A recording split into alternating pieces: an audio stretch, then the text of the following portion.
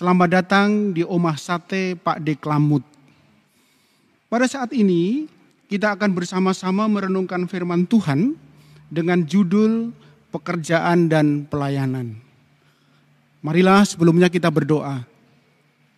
Bapa Surgawi, kami bersyukur untuk berkat-Mu yang senantiasa kami rasakan sepanjang kehidupan kami. Pada saat ini kami akan bersama-sama merenungkan firman-Mu. Kami mohon pertolongan Roh Kudus untuk menerangi hati dan pikiran kami. Di dalam nama Tuhan Yesus Kristus kami berdoa. Amin. Bapak Ibu Saudara yang dikasihi Tuhan, beberapa orang Kristen masih ada yang memiliki pandangan yang salah mengenai pekerjaan dan pelayanan. Ada yang mengatakan bahwa pekerjaan lebih penting dari pelayanan, dan sebaliknya mengatakan bahwa pelayanan lebih penting dari pekerjaan. Pandangan seperti itu terjadi karena masih belum memahami apa itu pelayanan dan pekerjaan.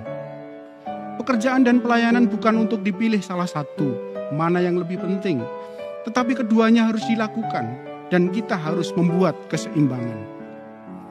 Pekerjaan adalah anugerah Tuhan dan melayani Tuhan adalah ucap syukur kita atas anugerah Tuhan bagi kita. Kalau kita memahami bahwa pekerjaan adalah anugerah dan melayani adalah ungkapan syukur kita atas anugerahnya, maka kita bukan memilih di antara keduanya, tetapi bagaimana kita berusaha melakukan keduanya dengan baik. Bapak Ibu Saudara, firman Tuhan dari Kolose 3 ayat 17 dan 23 mengingatkan kita, bagaimana kita harus melakukan apapun yang ada di dunia ini dengan baik. Dan segala sesuatu yang kamu lakukan dengan perkataan atau perbuatan, lakukanlah semuanya itu dalam nama Tuhan Yesus, sambil mengucap syukur oleh Dia kepada Allah Bapa kita. Kolose 3 ayat 17. Apapun juga yang kamu perbuat, perbuatlah dengan segenap hatimu, seperti untuk Tuhan dan bukan untuk manusia.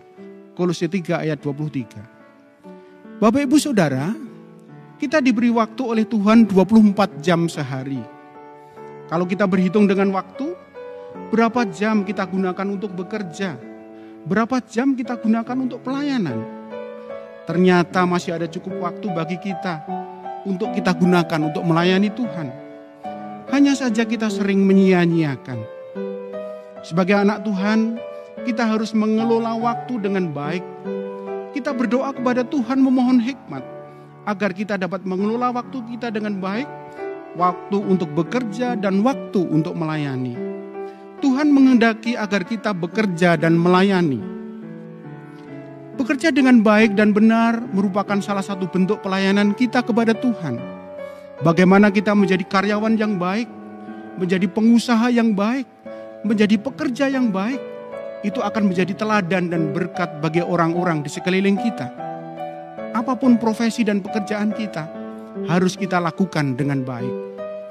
Di satu sisi, gereja sangat membutuhkan orang-orang yang mau ikut ambil bagian di dalam pelayanan.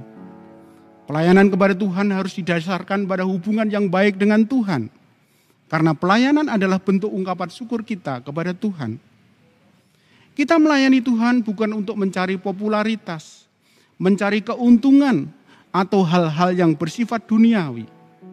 Pelayanan harus kita lakukan dengan sepenuh hati untuk kemajuan jemaat, untuk kemuliaan nama Tuhan.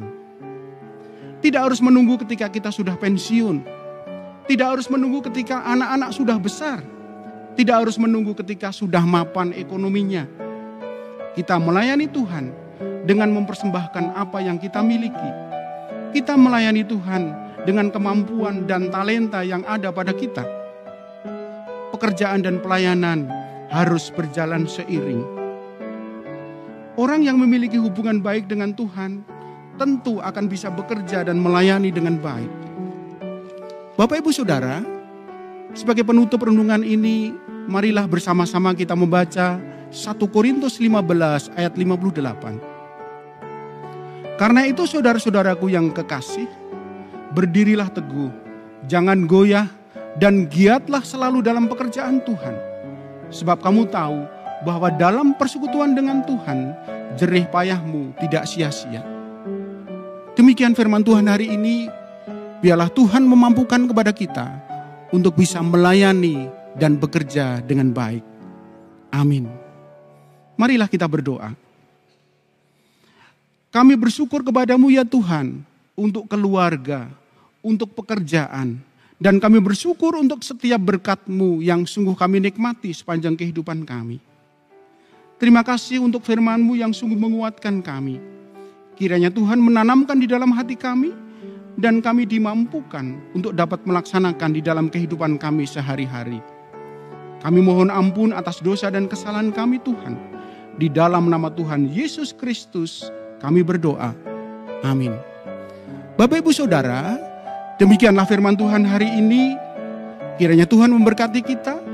Sampai jumpa di Omah Sate Bak di Klamut pada waktu yang akan datang. Tuhan memberkati kita.